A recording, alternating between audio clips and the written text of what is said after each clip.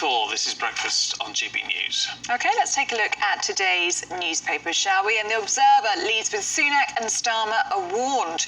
Don't dump your green pledges, as Britain's leaders are warned against a politically suicidal lurch. Daily Star Sunday says we're all going on a glummer holiday. Oh dear.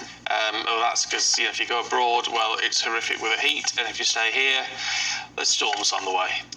Michael Gove has warned net zero can become a crusade in an interview with The Telegraph. And the Sunday Express says Rishi's pushing through new laws to protect freedom of speech for bank customers, in the wake of the Farage scandal, of course. Well, let's go through the papers, shall we? With the Deputy Editor of Spite, Fraser Myers, and the broadcaster, Liz Kershaw.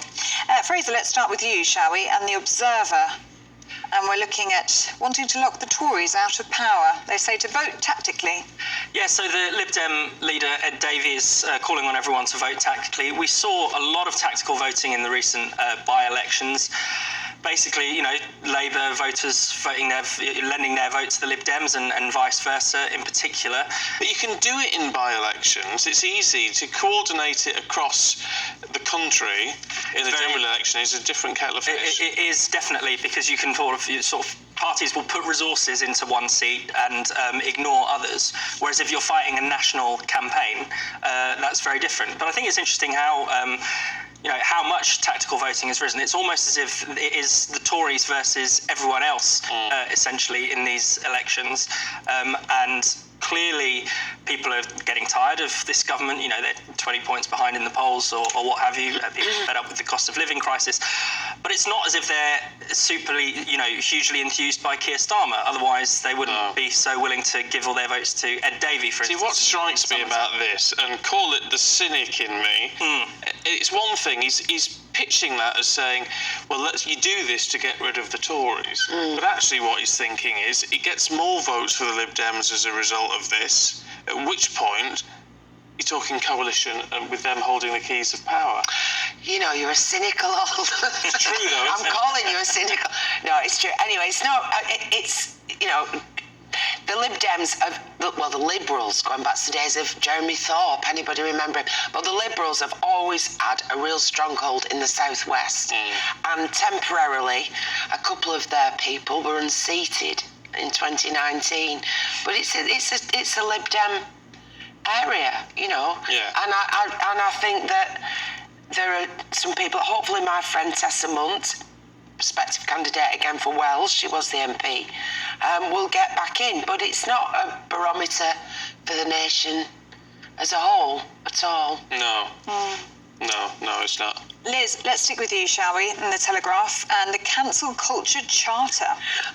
Yeah, well, we've all heard about Stonewall infiltrating companies and getting them to sign up to the point where, I'm all for equality of opportunity and all the rest of it, but it's got to the stage now where it's quite vicious within companies. Yeah.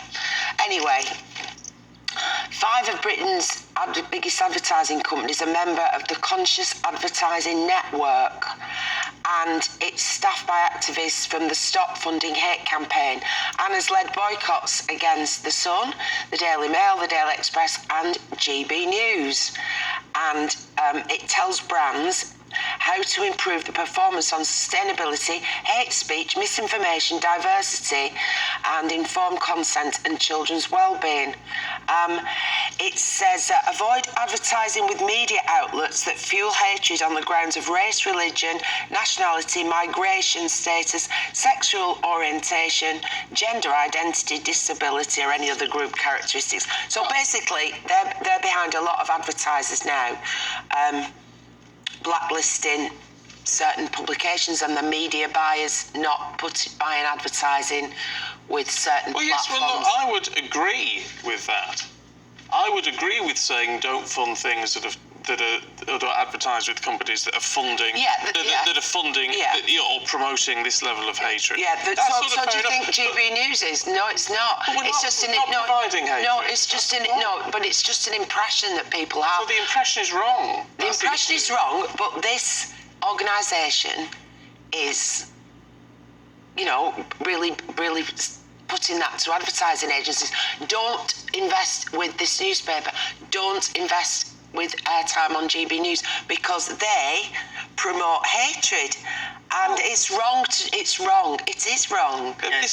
This is what drives me mad. It drives me absolutely mad. It's not about people are viewing stuff as hatred when actually it's free speech, and it's not unchallenged free speech. And they're conflating conservatism with a small c with bigotry and hatred, and it's just wrong, and it's slamming down on free speech. And Nigel Farage and his bank account. There've been other people who I have lost work because I come on here.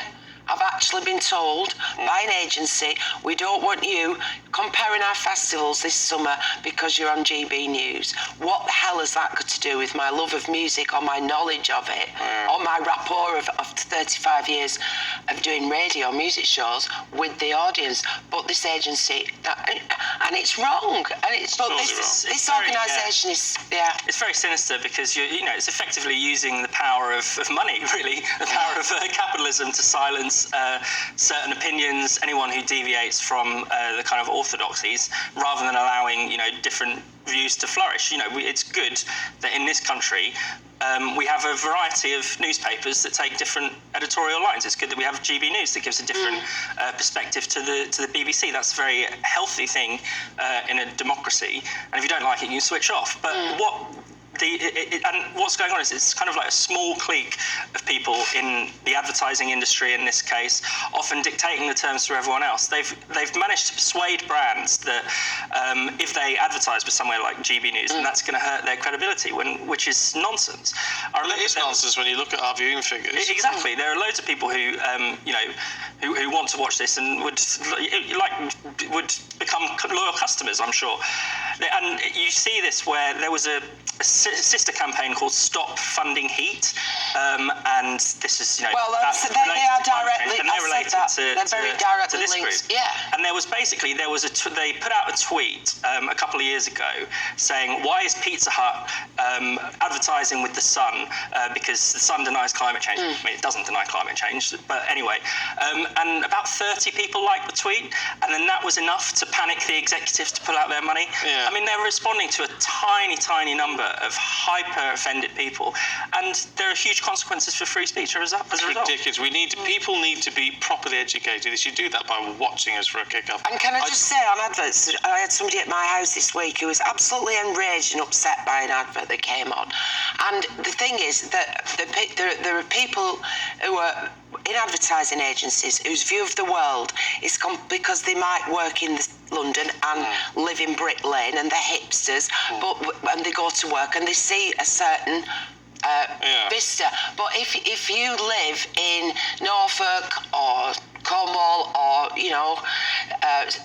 Wigan, you see a different thing. Totally. And the number of comments I get about people saying, I don't see a representative picture of Britain in TV advertising. That's because it's controlled by a cabal of these people, and it's really getting on people's nerves. I totally agree, but it's a bit like, I get tweets from people all the time saying, oh, we like you, we've always watched you, but how can you work on a channel where there is Nigel Farage and Dan Wootton and Calvin Robinson and all these sort of things? And I say to them, well, look, because I sort of work on the same channel as them, because I don't necessarily agree with what they say. But that's the joy of it. If we all sat here and all believed in exactly the same thing, but how dull and boring would that be? Well, exactly. There's no tolerance anymore. It's perfectly fine and reasonable to disagree with people. We should disagree with people, but why can't we just argue back? Why do we have to shut down? And why are people frightened? Why, as I mentioned, why do they come up to you when you're out and about and sort of got secretly, confiding you to one side that they like you speaking common sense. They like watching GB News. It's as though they're frightened even to admit that they watch it. No, I don't know. Well, I don't get that. No, I don't get that. I'm saying they willingly tell me that they watch it. I'm saying it's almost like it's a secret community. Well, Anyway. the word is getting out there. Yeah. Don't you worry. And despite the fact that whenever you say we've had really good viewing figures, Twitter fills up with people saying, no, it's all nonsense. It's not nonsense. Figures are really good. You're not on your own in tuning in. Thank you both for being with us. Thank you. Let's have a look at the Thank weather. you.